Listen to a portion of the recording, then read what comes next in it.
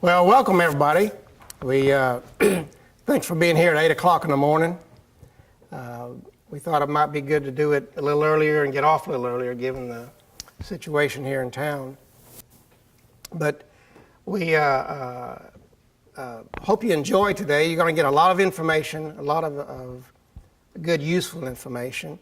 And before we start, the USB drive has what we're going to be presenting today.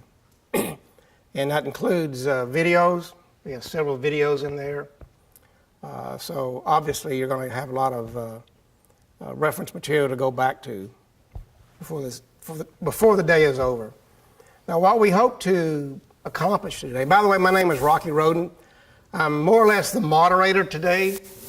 I will be giving a session at the end of the day, but more or less I'll be trying to keep everything under control and keep us halfway on time and stop for appropriate times for questions as we go. We have a lot of information to go over.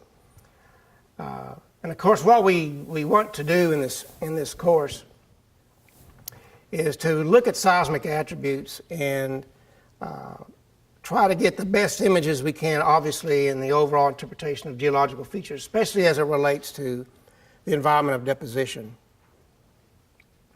And in so doing, there are parameters that quite often are necessary to appropriate and change and modify to get the best answers.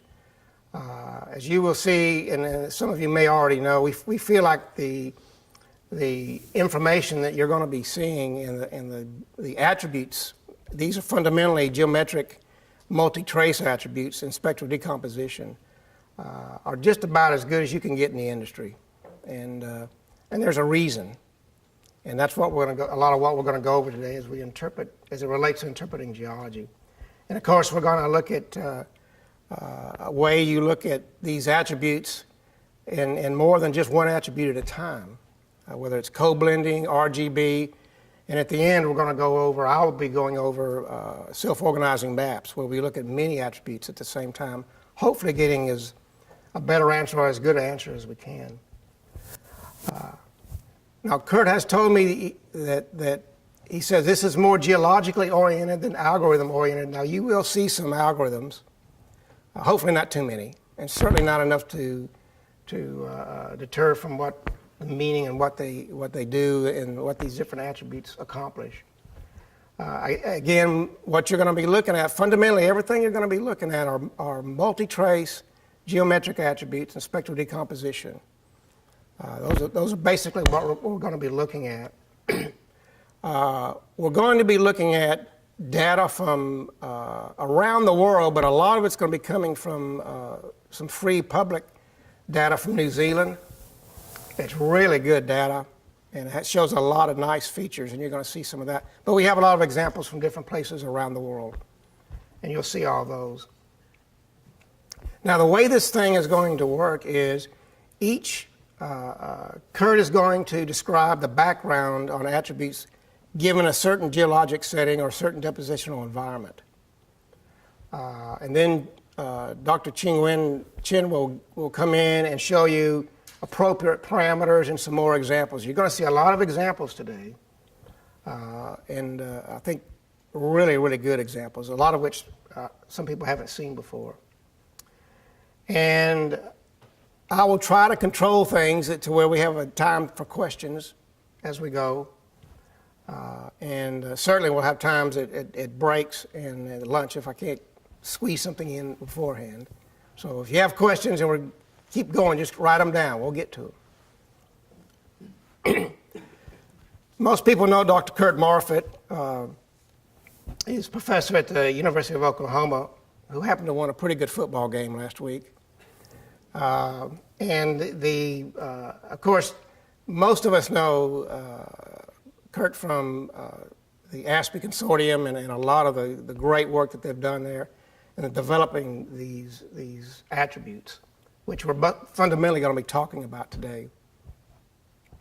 And of course, he's been involved. He worked at Amoco years ago, and I think you were part of that gang that did some of the initial coherency work, which absolutely changed the whole world of attributes. And he's obviously he's been at the University of Houston, where he was head of the Center for Applied Geosciences and Energy. And of course, he's moved on to University of Oklahoma, where this consortium has really evolved. And I think industry-wide, it's recognized as one of the better consortiums around that we have. Dr. Ching-Min Chen got her PhD in 2011 from the University of Houston. She has worked with Noble Energy.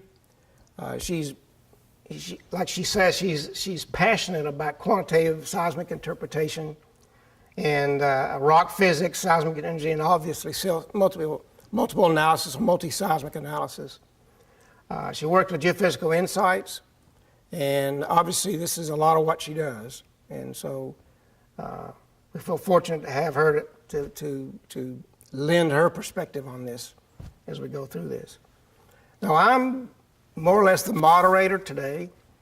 I am given the last chapter, which is looking at the machine learning component of this. So I'll try to keep things in line.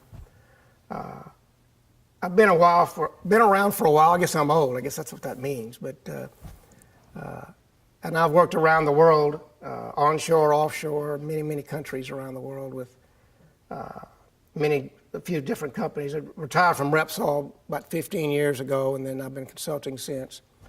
So I think we've got a pretty good course for you today. I think you're going to enjoy it. Certainly you're going to get a lot of information, and again, the information is going to be on a USB drive, so you can always go back to that. And at the very end of the day, I'm going to give you another reference to where you can actually get a description, a very concise description and examples of every single attribute. And I'll give you that at the end of the day. This is the agenda today. And you'll notice that this course is broken out by geological features and geological features as it relates to environments of deposition. This is not based on individual attributes, but we have to explain to you what these attributes are. So obviously the first one, which is faulting and folding, is going to be a longer chapter than the others because we will be explaining a lot of these different attributes. And what you will get, and you'll see as we go, is that under each one of these categories will be a list of the attributes that tend to be the best attributes to see these features depending on what that category is. I mean, that's something, that right there is pretty important. Not knowing anything else, I've got a list of attributes that are specifically good for these specific categories and environments of deposition or geological features. And that's what the way that we're going to be presenting this. You're going to see that, and we'll give the details for all of that. Another thing is that you got to remember that because these attributes get very good ultimate displays and results, a lot of these attributes are a function of other attributes. There aren't very many of them that are just, you just run it and it's one attribute and you get the answer. There's typically, depending on what you're looking at, several attributes being calculated in a background till you ultimately get to your final attribute that you desire. Now, and the reason for a lot of that is the fact that you get really good answers. And so that's something you have to remember, and hopefully we'll reinforce that as we go through all of this. Well, with that, Dr. Marfit.